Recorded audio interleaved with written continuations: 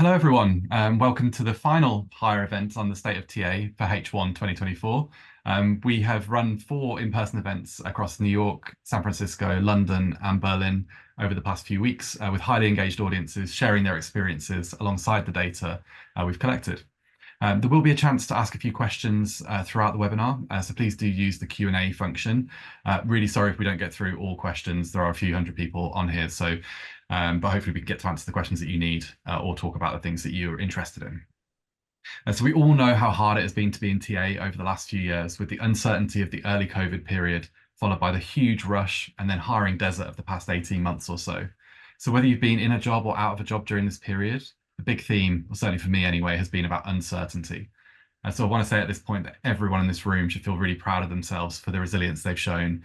TA and people teams have been through a lot. So the hire community is here to help TA leaders, particularly, navigate through the challenges of volatile markets. The community was founded over 10 years ago in London in the tech startup community and has grown to be a global community of over 12,000 members. For those who are not in the community, it's free to join, and for leaders, we're setting up the Hire Leaders Network in 9 cities across the US and Europe, with in-person events starting in Q3. So if you're not a member, you can please scan this QR code here to apply, or you will get an email after the webinar to get involved. So we decided to start this State of TA project as we didn't see a reliable guide to what was going on in TA, formed from interviews with TA leaders just like you. We aim to produce this white paper every 6 months, with the next events and release coming in January 2025. So first of all, I want to say thank you to all the companies that contributed to the report and all of the Hire Advisory Board members here who contributed their insight. So you can see them on the slide here, some of them on the panel as well. And then some thank yous. So thanks to Talent Neuron, who kindly gave us access to their data for free. We use that to calibrate the community data against the wider ecosystem. Thank you to MetaView, who provided their technology to record and analyze the interviews that we did. And thank you to Talentful, which is the sponsor of the Hire community and the State of TA report. With the only global RPOs specializing in the tech sector, Talentful provides sources, recruiters, and coordination teams on a subscription basis for clients like Alphabet, Microsoft, Atlassian, Expedia, and a range of startups and scale-ups. So let's start with some introductions. So first of all, I'd like to introduce you to the panel. So Catherine, maybe you'd like to introduce yourself first. Yes, hello, my name is Catherine. I'm a talent leader based here in Germany. I spent the last 15 years in 5 different countries across the world, mainly in Europe and Asia, working for big tech and scale-up companies such as Google, Microsoft, and Ideals. And super excited to join my fellow panelists, Brian and AJ, today to discuss the latest state of TA. Awesome. Brian? Yes. Hello, I'm Brian Evia. I'm originally from San Francisco. I now live in England. I focus really on the organizational side of change and growth. I've worked with startups and growth stage companies for quite a number of years. I've also been a management consultant to big companies, and now I'm currently a fractional HR leader with portfolio companies of venture funds and private equity funds. Cool. And last but not least, AJ. Hi, everyone. My name is AJ Thomas. I work at the intersection of talent, product, and teams.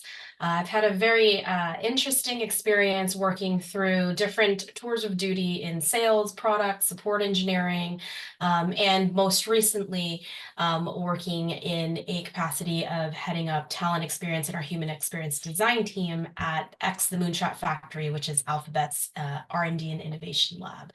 And I've got a long experience being in different CHRO and talent seats as well, and very, very excited to be here with you all today. That's great. Thanks very much. And just briefly introducing myself. So I'm Phil. I'm one of the co-founders of the Hire community. I used to be a TA leader myself, working at various different startups, mainly in London, before founding Talentful in 2015. So without further ado, let's get on with the main event. So there are 4 key themes that we're going to cover today: hiring and turnover volume, talent density and quality of hire, TA team capacity, and DEIB. So let's get into it. So first statement. So hiring and turnover are holding steady, but for now. So moving on to the next one. So a mix of the Hire and Talent Neuron data shows that hiring volume has been relatively flat since January 2022, with some small peaks and troughs. Over 44% of talent leaders we surveyed said hiring volume stayed the same between 2022 and 2023. Interestingly, when we looked back to the pre-pandemic days, the global overall hiring demand was lower in January 2022, so pre-pandemic, than it is now. And what we're seeing now is hiring happening in pockets. So with some companies in tech hiring at full pace, but others, taking a more careful approach. Only 17% of talent leaders could point to any growth in hiring volume in 2024, and that's coming from an already low base. What we did see, though, when there was growth, it was almost exclusively in SMB and startup segments. In terms of turnover, the story was pretty much the same. Generally flat overall, with any variations coming for involuntary reasons. In terms of 2024, we saw a three-way split in hiring projections, with 37% of teams expected to hire more than 2023, but 35% expecting volumes to be less than 2023. And then we talked about workforce planning. And so when we asked about workforce planning, 35% of TA leaders are able to plan 12 months ahead, with 34% planning 6 months ahead. 20% of companies are planning a quarter ahead, and 11% are not planning at all. So that means that 65% of companies are looking 6 months or less ahead. So moving to our panel, how does this reflect how you guys are seeing things at the moment? Maybe AJ, do you want to give a sense of that? Yeah, I think it's pretty interesting where we're seeing workforce planning, right?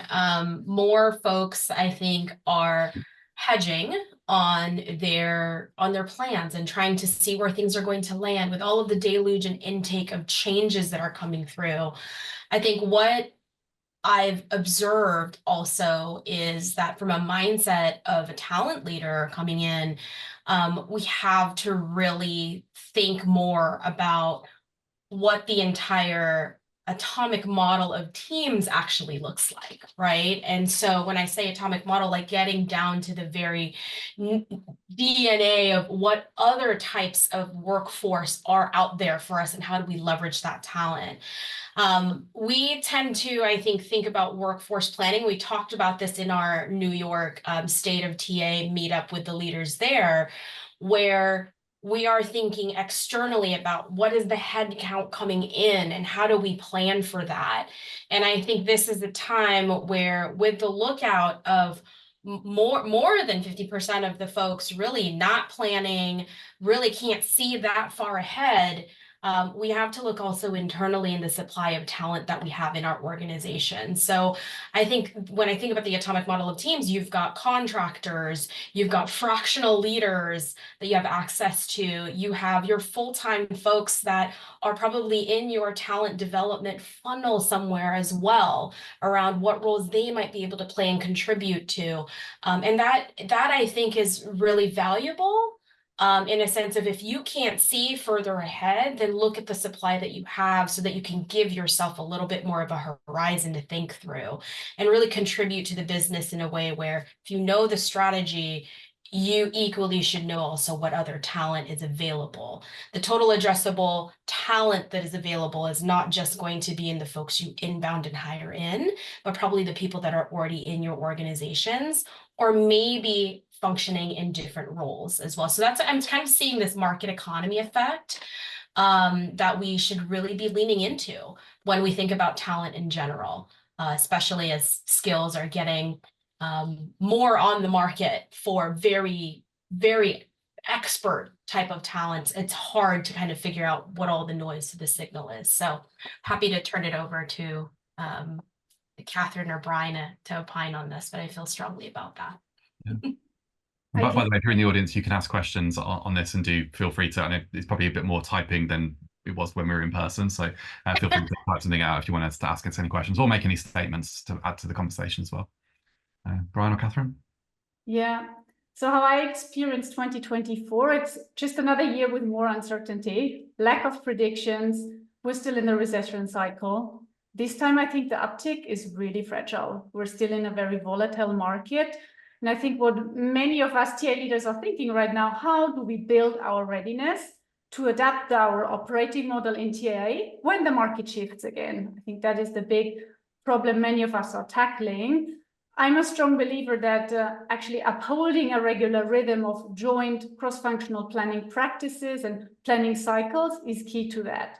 So making sure that we have our quarterly, biannual planning cycles across talent, HR, finance, with the business is so super critical. So not just making TA capacity planning a priority right now. So we need to have different workforce solutions, operating model solutions defined for ourselves, but also really getting involved in workforce planning and making that a priority. I think it's super important. Don't wait for a license to operate in the workforce planning space. The license doesn't exist. It starts with having a cross-functional dialogue. And I also believe the real value from workforce planning comes in the collaborative cross-functional relationships and the insights that you generate together by doing scenario planning. So yeah, my personal recommendation and emphasis at the moment is get involved, do as many scenario plans as possible, and also stress test your scenario plans with a variety of stakeholders. You'd be surprised about the feedback you'd get from C-level clients as well on the different solutions. Mm-hmm. Brian, what do you think? I completely endorse what AJ and Catherine are saying about focusing on teams and focusing on collaborative activities. And I would say that phases of uncertainty are always opportunities to involve more people in the process. And I think, especially in challenging times, leaders and managers can have a tendency to close ranks because obviously it's difficult. There could be real financial pressures. There could be layoffs or restructuring on the horizon, and these are difficult and uncomfortable circumstances. And yet, the more you can involve your teams in the change itself, in the changes themselves, the easier it's going to be to actually move through it, to move through from the visible event of the change and focus more on the transition, on the organizational life and the mental and emotional adjustment to what's coming ahead. So it takes a little bit more art, a little bit more expertise, and a little bit more courage. And yet, that's what uncertainty, I think, provides in terms of its greatest opportunity, is a chance for some brave leadership and to harness the different resources and energies to help everyone move forward. Mm-hmm. Definitely. Right. Okay, so we're going to move on to the next thing now, which is talent density and quality of hire. So in a time of lower headcount demand, but arguably more pressure on results, businesses seem to all be talking about increasing talent density. So we asked our survey respondents about their biggest challenges, and the data showed that engaging high quality talent had increased in challenge by 46% from 2022 to 2023. So clearly against the backdrop of layoffs and generally tougher business conditions, hiring managers and executives were focused on each seat in the business being a high performer. Quite interestingly from our research, hiring teams became miraculously aligned between 2022 and 2023, and team members became happier with their compensation, perhaps due to the recognition that having a job in tech during this period was a big win in itself. Maintaining diversity had also increased in challenge, but we're going to touch on that a little bit later in the presentation. Interestingly, we found from our research that while 76% of organizations said quality of hire was of high importance, almost half, at 47%, did not have a proper way of measuring it. So it's definitely a big debate at the moment, as I feel anyway, that quality of hire is so company dependent. People leaders are really struggling to roll this out effectively. So if this is you, you're definitely not alone here.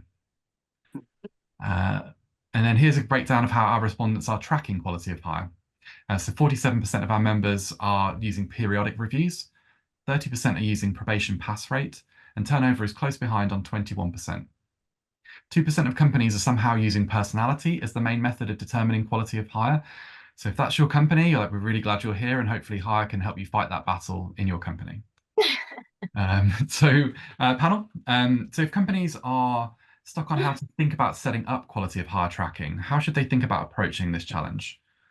Do you want to take that one, Catherine? Yeah, I'm happy to take on, just because I feel passionate about this, because in our profession, in the talent space, right, we kind of act as this blood-brain barrier to the organization, right? From a biology perspective, if I were to draw an analog to that, we let the things in, and we don't let the things in that probably don't fit what we're looking to add to the organization.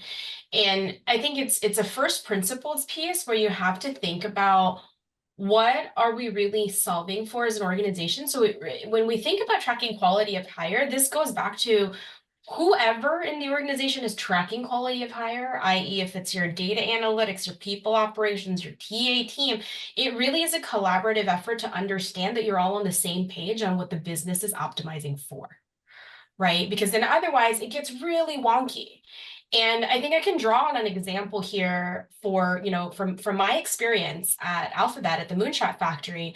One of the things that we did was really making sure we also looked at what were the performance management pieces that were really key for us that told us what not a great hire was, what a great Xer was. And for us, I think like we honed in on this thing called being a super learner as kind of the major overarching theme on how we thought about growth, how we thought about promotability, how we thought about people advancing to different types of projects or skills learning that they needed to do, down to how we manage performers that weren't meeting a bar. And again, a lot goes under that super learning category, but then we work backwards from that to say, okay, if X truly, and again, as Philip said, it's very customized to what your organization is going to be optimizing for. For us at X, we were creating radical technology that probably wasn't even benchmarked before, that has never been created before. We had no industry block or standard or white paper to go after some of these things. So it really required that being a super learner was important in our organization in all of the aspects of our employee experience, right? And so what we did was we worked backwards from that and we said, okay, if that is what X is optimizing for, how does that actually fit into our performance management systems? And then how do you think about that across all the pieces of the employee lifecycle? How do you, develop leaders and managers and organizations and individuals? But then on the hiring side, how do you actually draw that out? And so I think here it's really interesting because we took super learning and we broke it down into different behaviors, right? Are you able to shift perspective? Are you able to be passionately dispassionate about an idea that you care about because you've been researching this thing for 20 years in your career and you're one of the few PhDs we brought in to do this, and now we're telling you that's not the right way to do that, right? It's a very hard message, kind of cognitive dissonance. And so, one of the tactical things we did was actually one of our recruiting mandates was when you got before the final offer, you would go to an unrecruiting meeting. We had training on how to unrecruit people because that would tell us two key things. If we were presenting the opportunity so well, and it's kind of like a boggle, right? Because you're there to close the talent. We came in and we would say, okay, well, this opportunity, here's the 5 reasons why you shouldn't come and work here. And some people, we had some people that were like, ooh, yeah, that would not work for me in this kind of environment. We weeded that out and had great conversations there, maintained them in the network, right? They came in, some of them, we hired them as consultants to come in and give us different perspectives, but on the full-time basis where we really needed to make sure there were deeper things to do. We saw that the super learners leaned in and said, interesting, tell me more about what happened here, right? Why are people leaving? You gave me this reason about the top reasons why people leave. Tell me why that is. And so people got really curious and that gave us a way to thread through. And I think we measured that over a course of 18 months and actually saw that the folks that came in through that experiment that we ran on the unrecruiters, right, on the unrecruiting phase in that employee life cycle, were some of our most successful hires that then also translated into different GMs for the different portfolios that we had, right? I think 3 of them came through in that way. And so I think, again, it's just an example of when you think about talent density and quality of hire, know what the organization is optimizing for, look at your employee experience, and then figure out how you work in how that threads together. I get a little bit heebie-jeebies on the 2% personality piece. I want to know what that means. Yeah, I definitely know. I wish I did the interviews, to be honest with you, because I'd really like to question those people as to what is that even, what does it mean? But that's really fascinating, the unrecruiting. It must be quite frustrating for the hands-on recruiters to unrecruit people that they've worked so hard for. But I suppose ultimately, in terms of quality of hire, longevity, all that kind of stuff, that you don't want people to start and then leave, essentially, if they don't know all of the sort of skeletons in the closet, I suppose. Yeah. Any thoughts here, Catherine?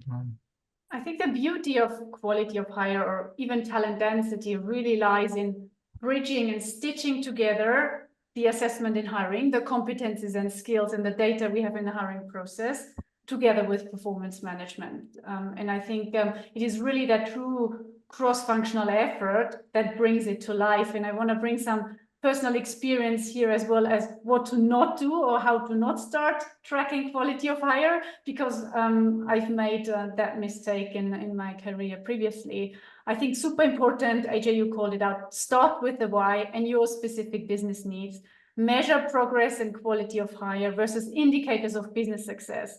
This could mean something different for an enterprise, an SMB, for the engineering department and your sales leadership. Really, really important. Your quality of hire scorecard is only meaningful if you're able to map it back to your most essential business priors and what your C-suite cares about right now. And then as well, it will evolve quickly and it will evolve over time. So agility needs to be built into the scorecard as well. Also, my recommendation is keep it simple at the start. Very often, C-level want a single quality indicator, give me the economic value of new hires, make it easy for me with a simple single metric, show me a curve.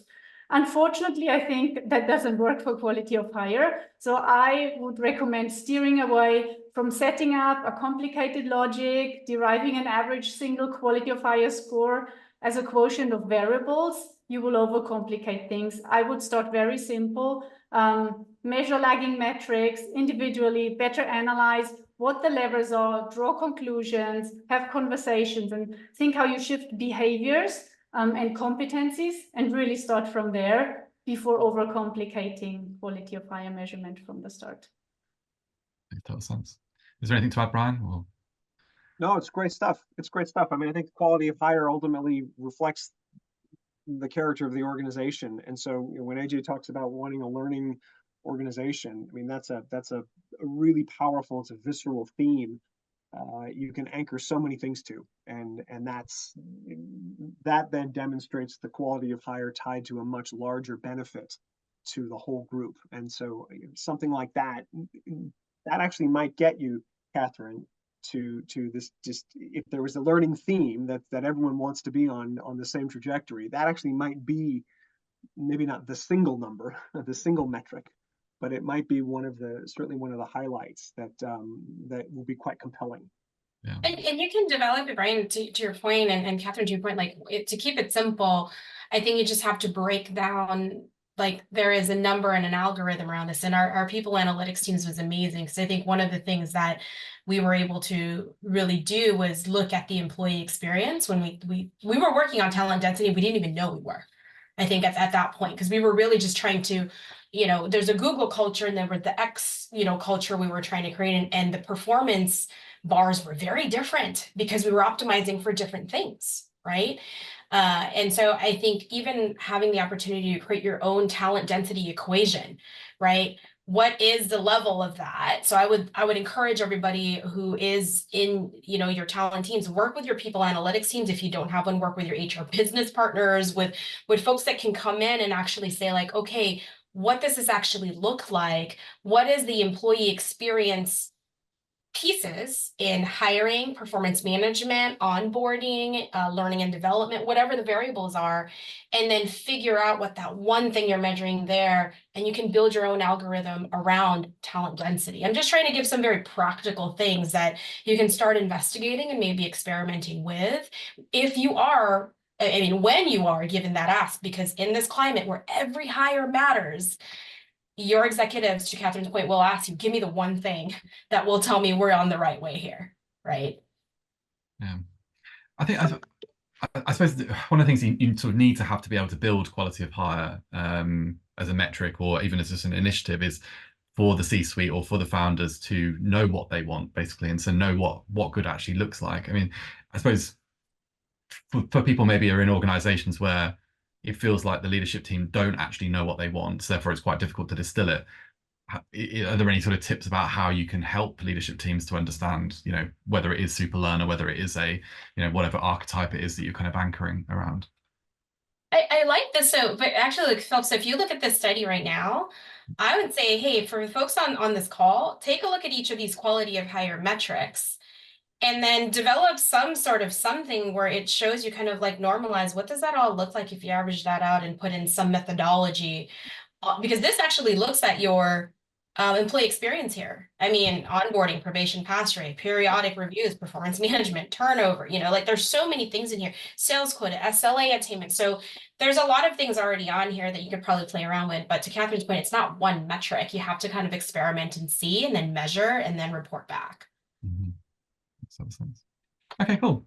Well, let's move on to talk about TA team capacity now. So when it comes to how well-resourced TA teams are, our data shows that, well, they're not. So 87% of our respondents said that either at or under capacity, meaning that TA team resource is really finely balanced and arguably not able to deal with significant increases in headcount demand.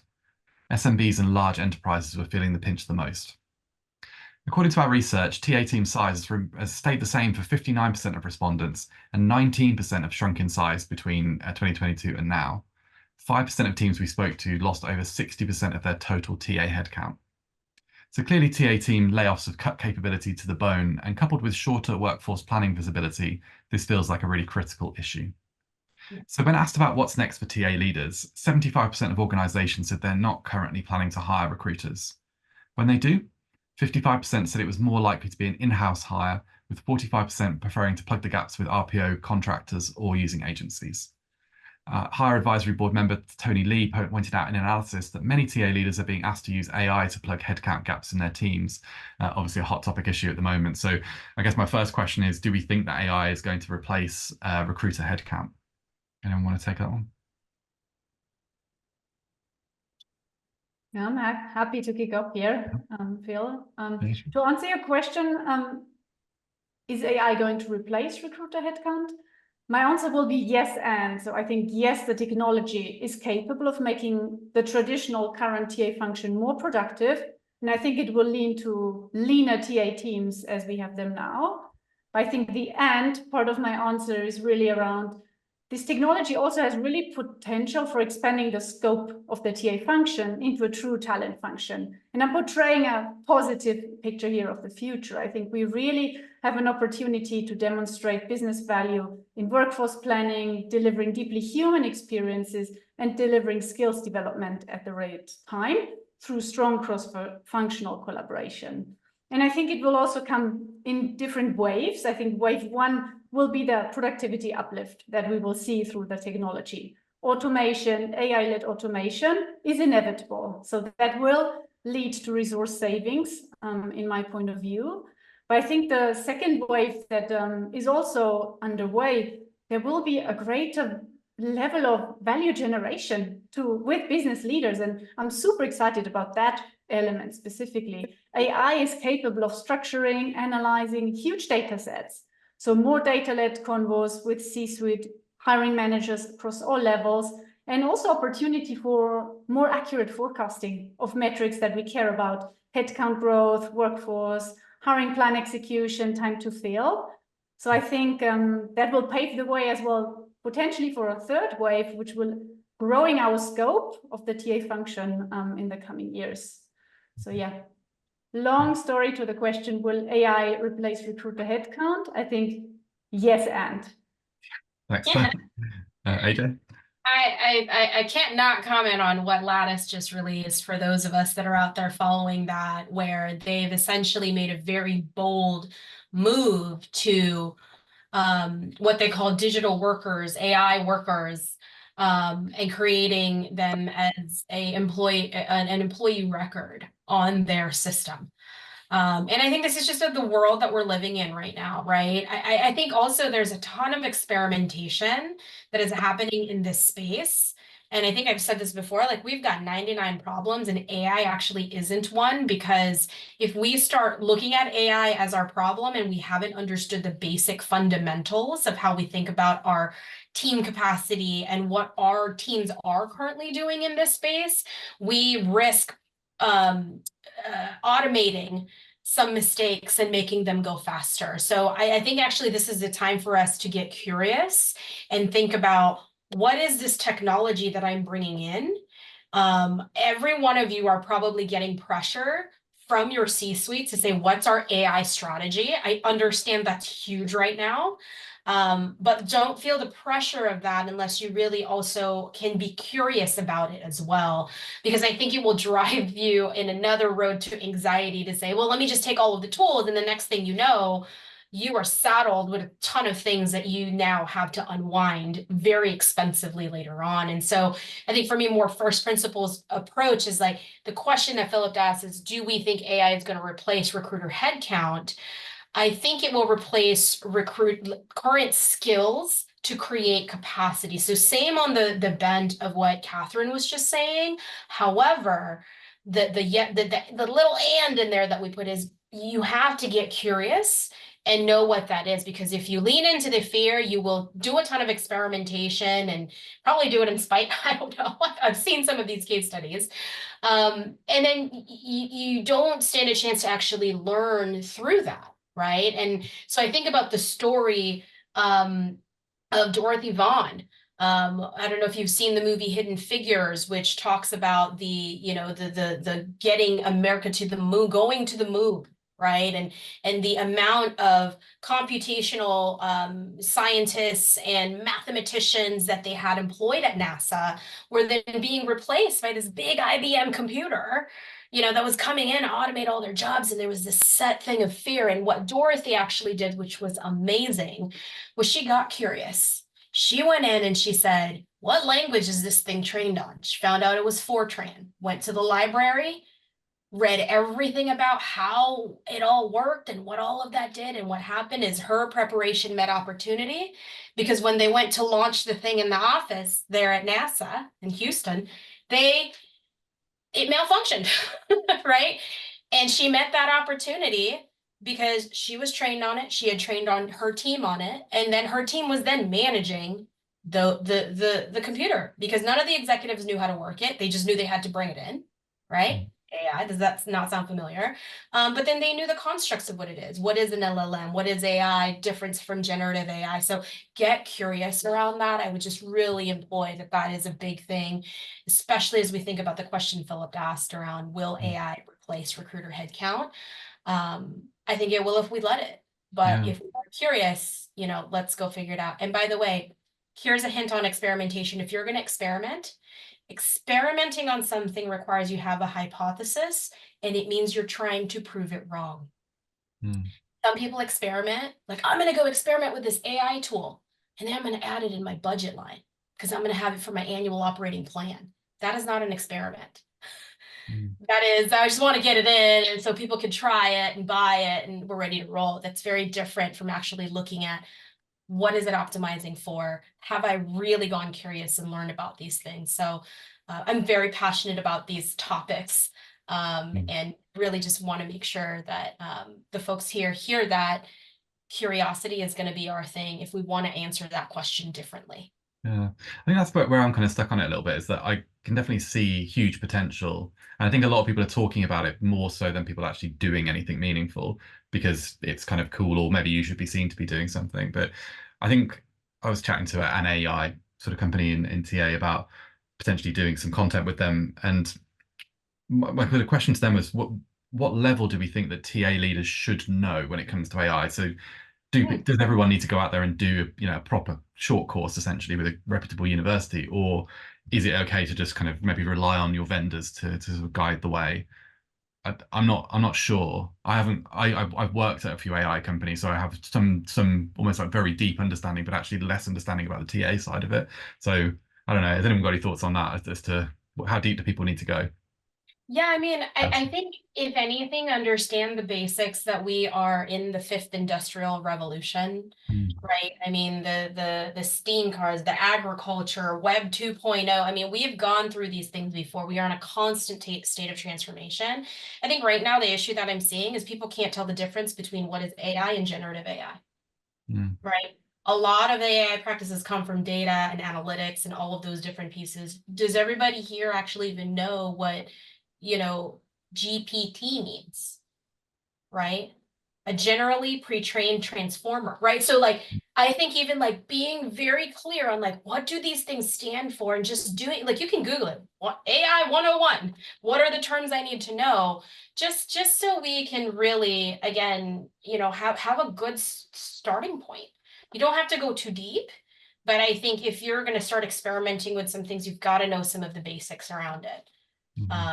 And then how does it function? Because right now, I think a lot of what I'm seeing in our industry is that it's like generative AI is the thing.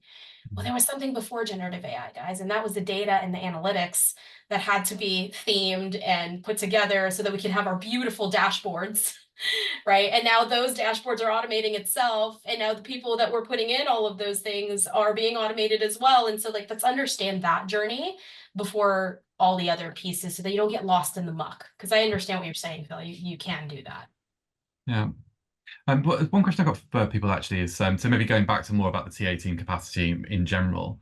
I guess if, we've got TA leaders sitting here on the call, maybe not having great workforce planning visibility, not really understanding what is going on in the future in their businesses, how should they be thinking about their TA org, or even people org in general, but maybe TA focused, so how they might be able to meet those demand expectations, which are potentially theoretical at the moment, but I think we all know in TA that things get dropped on us often at last minute. So how should they be thinking about preparing for that uplift in demand?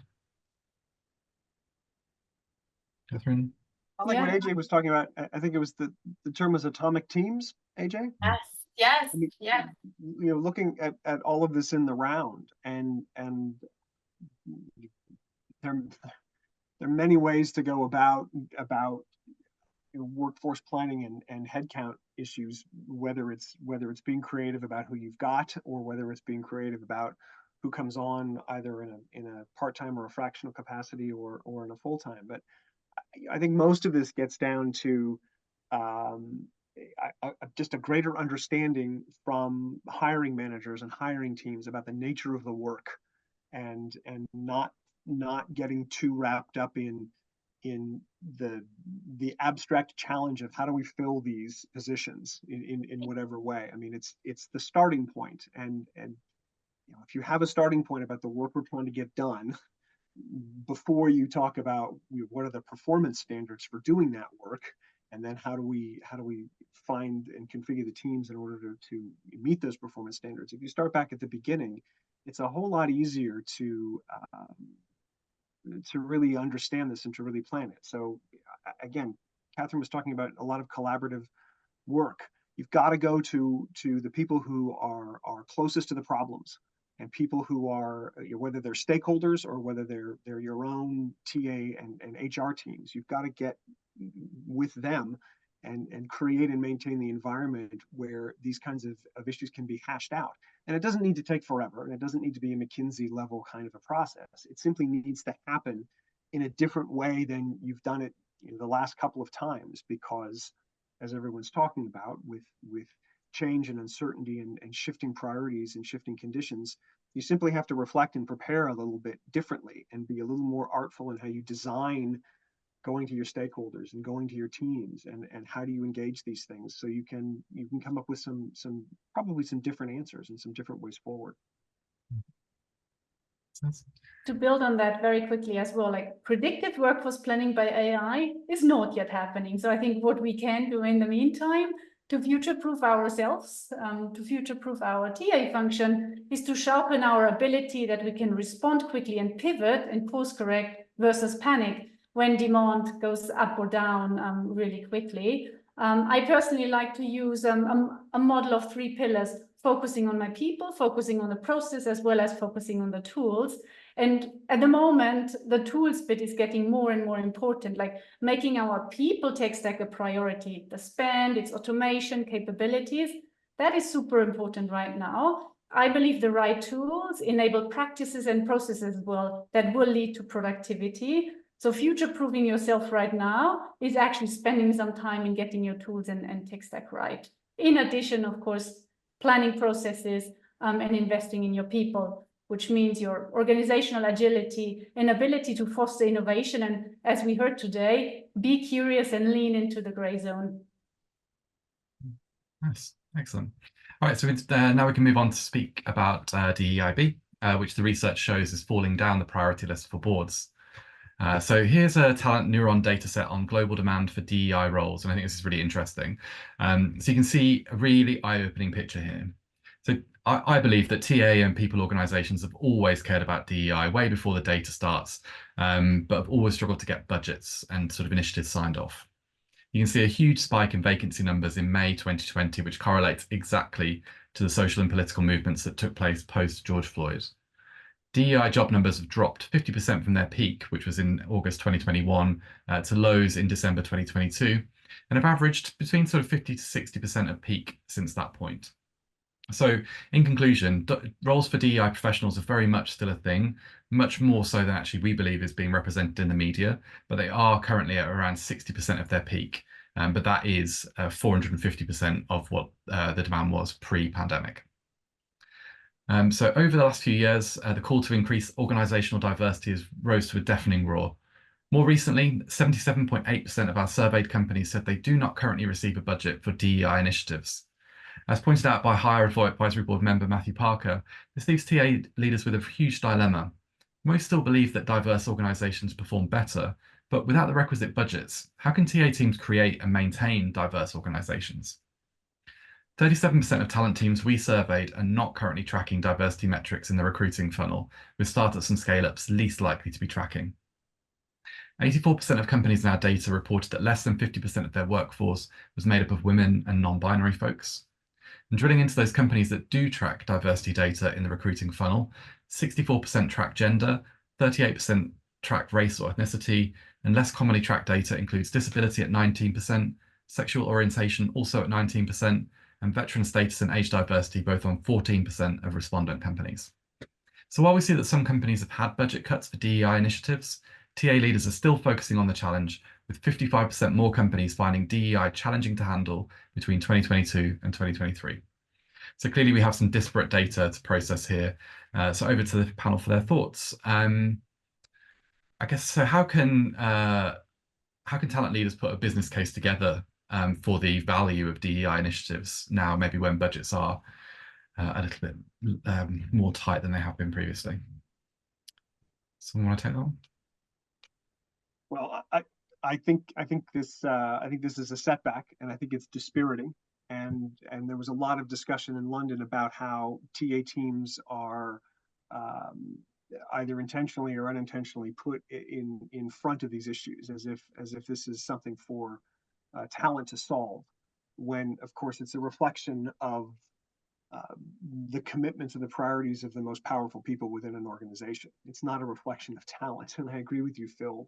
TA people know this, and people who focus on actually building teams and recognizing the real value of diversity, of deep diversity and of deep inclusion, know that diverse and inclusive teams simply win over time. If you're trying to do anything complicated, if you're trying to actually solve hard problems, and as AJ's point, the story from the film from Hidden Figures. I mean, this is a group of all white American men who went to the same schools, and today could be tech bros or finance bros, and they're only doing the same damn thing, and they're expecting greater and greater returns. And of course, it doesn't last. And if they try to do anything that's really innovative, if they try to invent something with that same homogenous point of view, it's really not going to work over time. It's not going to be lasting. So the business case, there's so many examples out there. We've been talking about this. I mean,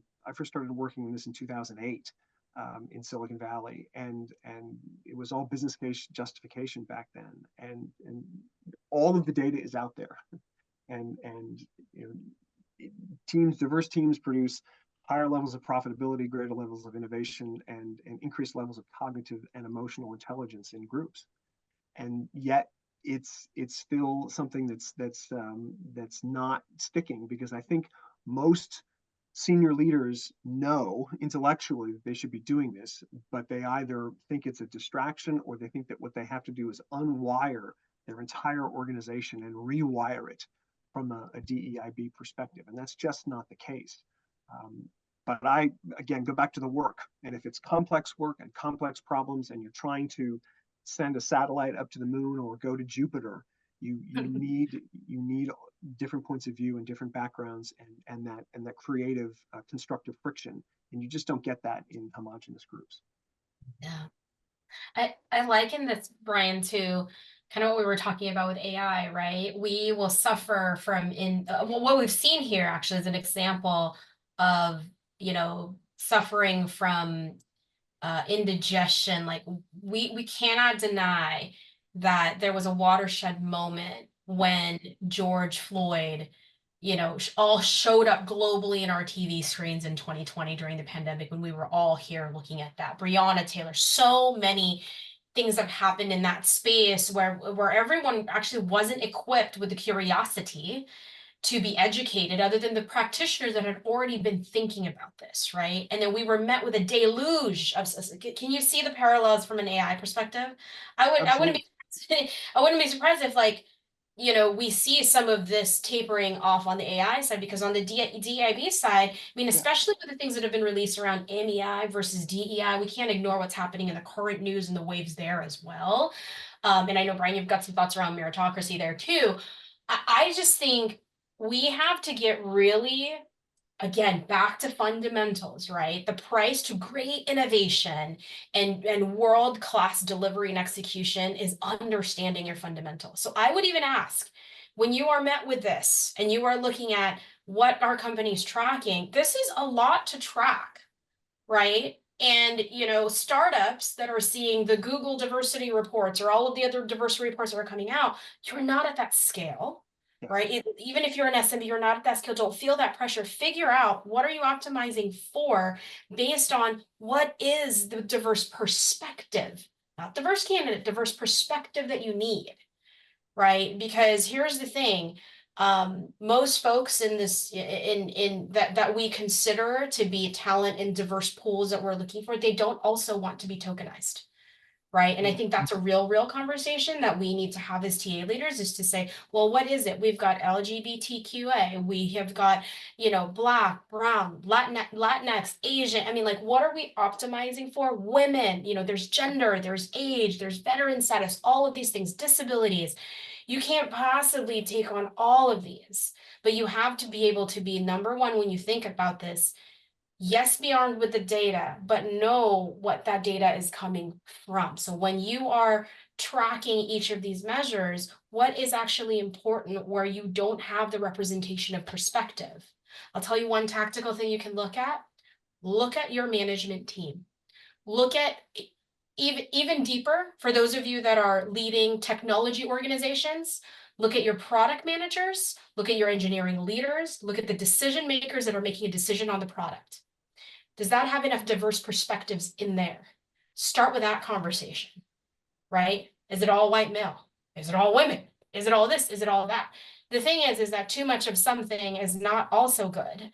And you have to really make sure you balance that with the perspectives that's needed to create a well-rounded solution, so you can have an unfair advantage in the market, right? And so I think, you know, for X, here's an example, right? And Maya Jaguar did this excellently. She was a director of culture and transformation at X, and she said, look, I can't focus on everything on the diversity end, but of all of our directors, 80% of them are male. It took her 7 years. It's a long work, but she focused on women ERG. She focused on making sure that we were aware of what the data looked like and the representation looked like, that there was equity in the system of how every single perspective was being represented. And so I think we have to get really tactical and focus on what is the priority of what representation we don't have. And then how do we look at our employee processes, right, of how we bring people in, and is that fair and equitable, right? So I think like there's some constructs there. I think we're looking a lot at the dashboards, we're looking a lot at the data, and it's almost like I want to take the candy away from the baby and say, yes, that's great, and let's look at actually the systems that we have, right? Where are our decision makers? What is the diversity of perspective there? Who are the decision makers that we have on board? Do we have allies there?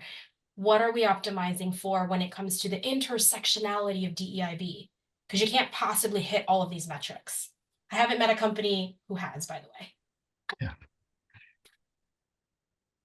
Any thoughts here? Oh. I think I froze like a ninja on the screen. You did. You're frozen in your commitment to making positive change. Joy. There you go. Nice. To round out, AJ, what you just said as well, I think it's super important, and everyone on this call, TA and HR leaders, are clear. DI is not a trend. It's an essential part of building a commercially successful future for your business as well as for society. But I think one tactical thing that can help TA leaders to influence budget holders when there's little budget around, really thinking how talent impacts the bottom line and mapping your narrative back to bottom line goals. So when you're talking about the value of DEI, when you're pitching a business case for a DEI investment, really bring tailored insights to what the audience cares about. So a tactical example, your executives, what they care about, business time spent in interviewing. That is a very tangible metric you can tie back to P&L impact. So modeling scenarios for good, bad hiring processes and outcome in terms of business time spent in interviewing. Also, executives probably care about a really integrated view of DEI across not just hiring, promoting, but also retention. So if you're able to articulate and model how hiring, promotion, attrition trends impact your workforce development 1 to 3 years in the future, you have a really stronger case. So being able to articulate, quantify how gaps in representation develop, aggravate over time, how they will affect the bottom line and outcomes in the future, that can really strengthen your case for DEI investment. So I think it's about making sure we are mapping the narrative back to bottom line goals in this current environment where productivity and financial sustainability are top of the agenda as well. Brilliant.